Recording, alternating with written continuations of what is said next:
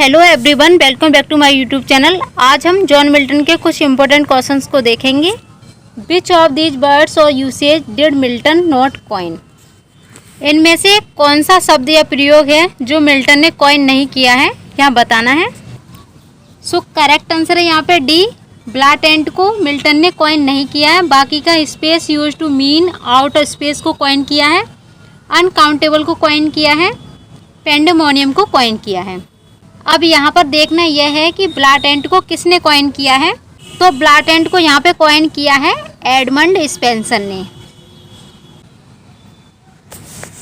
Next one question देखेंगे। Milton thou shouldst be living at this hour, England had need of thee indeed but who was it summoning his ghost? Milton, तुम्हें इस समय होना चाहिए था, England को तुम्हारी ज़रूरत है। इंडीड, वास्तव में, लेकिन वह कौन था जिसने अपनी आत्मा को बुलाया था? यहाँ बताना है। Horatio, Herbert Kitchener, William Blake, William Wordsworth, John Keats.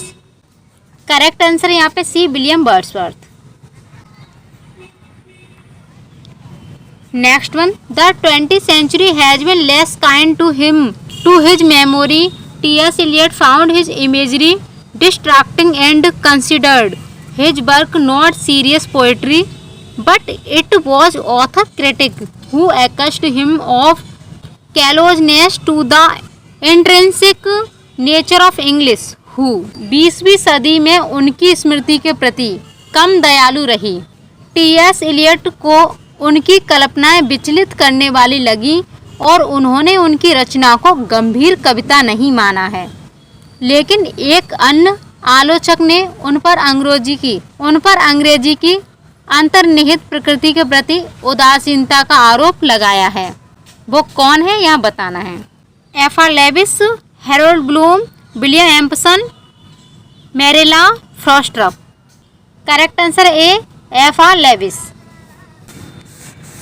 Next one question देखेंगे। Following parliament's victory in the civil war, Milton was appointed to a position in Cromwell's government in 1649, what was his title?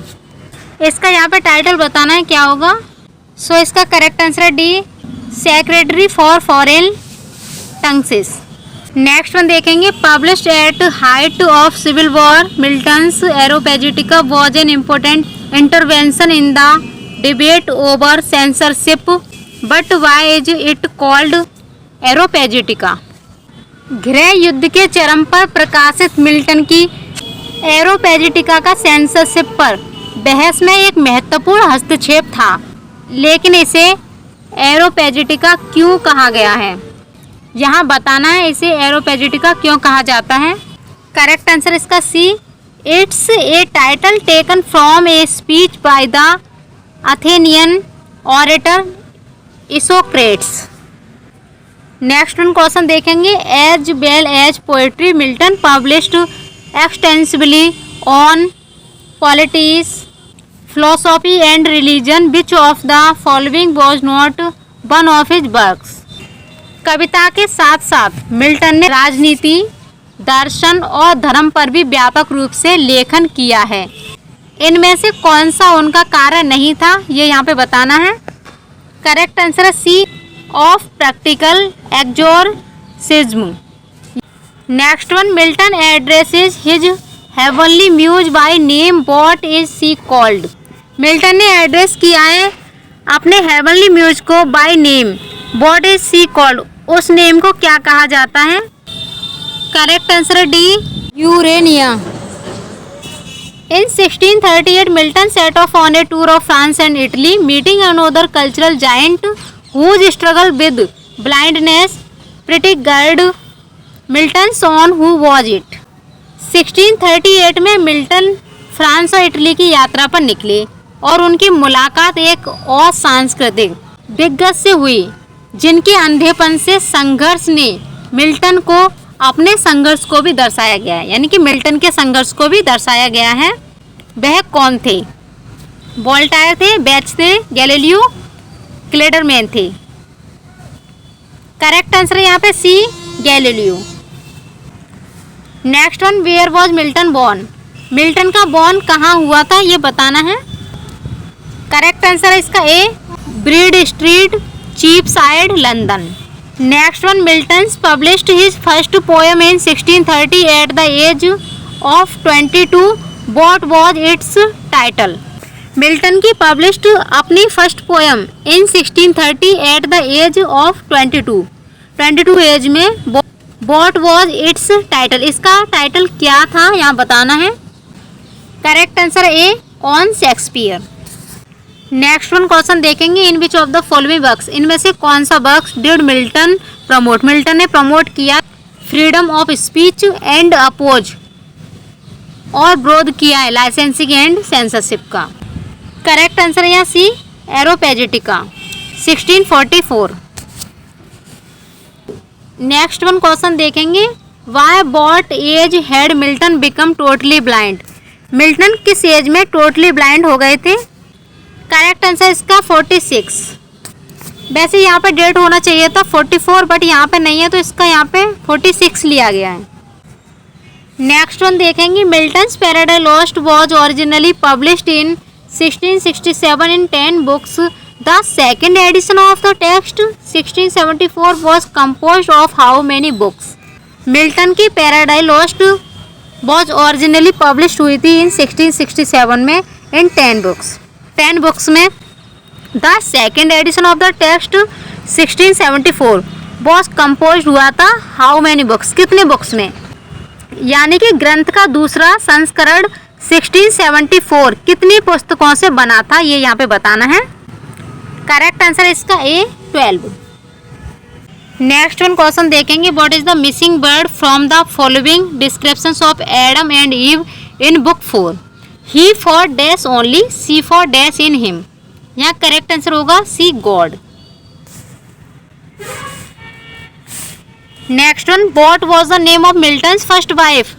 Milton की पहली wife का क्या नाम था? whom he married in 1641 and who left him a few months after the marriage and returned to him in 1645 but died in childbirth in 1652। Milton की पहली पत्नी का क्या नाम था जिनसे उन्होंने 1641 में विवाह किया था और जो विवाह के कुछ महीने बाद ही उन्हें छोड़कर 1645 में उनके पास लौट आई, लेकिन 1652 में प्रसव के दौरान उनकी मृत्यु हो गई थी। यहाँ उनका नेम बताना है, क्या है? करेक्ट आंसर यहाँ पे D, Mary Powell. Next one question, how old was Milton when he wrote on the morning of Christ nativity?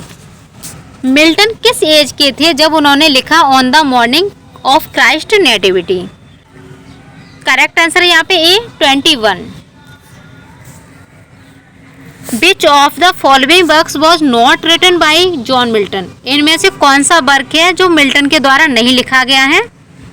सो इसका करेक्ट आंसर है बी, एब्सोल्म एंड एकिटोफेल। ये किसके द्वारा लिखा गया है? जॉन ड्राइडन के द्वारा ये लिखा गया है।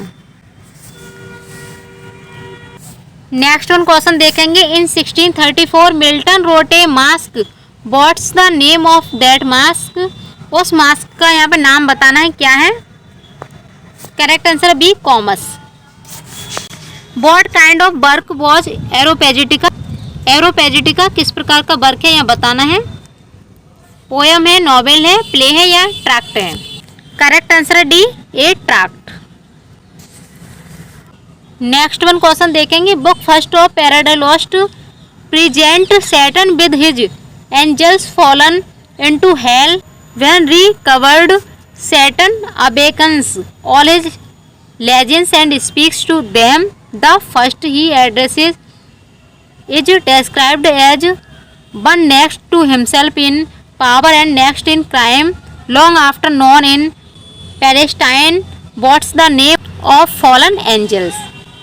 मॉलोच बीलजेबब। करेक्ट आंसर इसका B, Beelzebub. Next one, this poet joined Milton at Milton's request in the post of Latin secretary to Cromwell's council of state and helped his friend Milton avoid execution for his revolutionary polemics and helped negotiate Milton's release from a brief imprisonment. He also wrote a brilliant poem of criticism and interpretation on Milton's Paradise Lost that was used as preface to the second edition. Who was this poet? इस कवि ने Milton के अनुरोध पर Cromwell की राज्य परिषद में लैटिन सचिव के पद पर कार्य किया और अपने मित्र मिल्टन को उनके विकासवादी विवादों के लिए फांसी से बचने की मदद की तथा मिल्टन को संक्षिप्त कारावास से मुक्त कराने में भी मदद की। उन्होंने मिल्टन की पैराडाइज लॉस्ट पर आलोचना और व्याख्या के लिए एक शानदार कविता लिखी जिसका प्रयोग दूसरे संस्करण की प्रस्तावना के रूप में किया गया। यह कवि कौन थे यहाँ बताना है।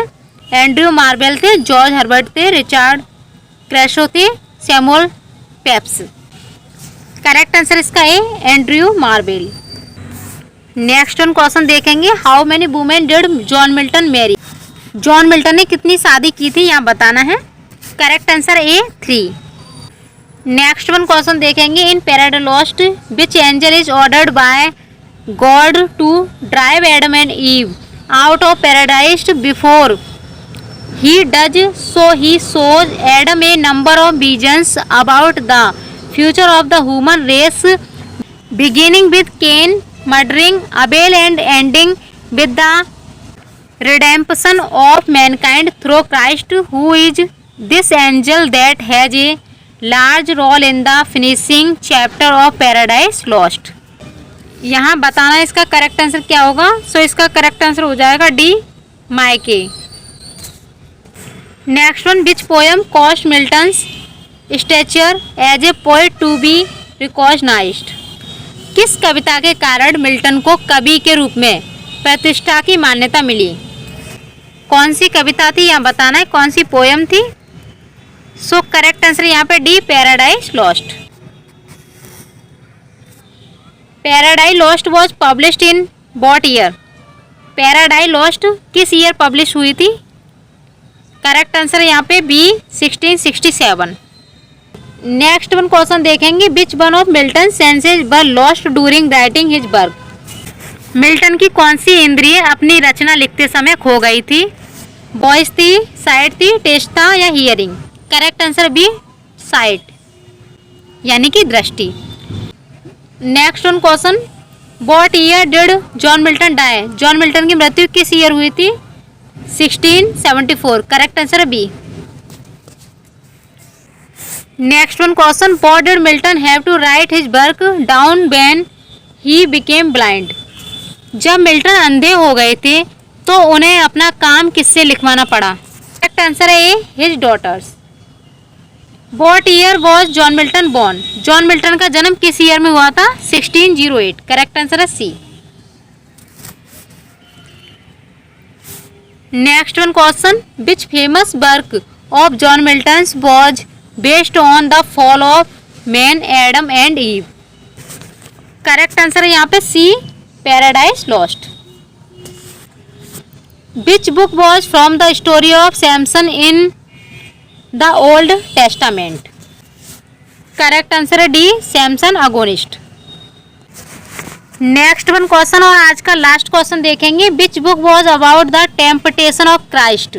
Paradise Regained, Samson agonist, Paradise Lost, his blindness? Correct answer A Paradise Regained. So ये थे यहाँ पे 32 क्वेश्चन। आपको ये वीडियो कैसी लगी है अपना फीडबैक जरूर दीजिएगा। चैनल पर पहली बार आए हैं तो चैनल को सब्सक्राइब करें, वीडियो को लाइक शेयर करें। Thanks for watching video.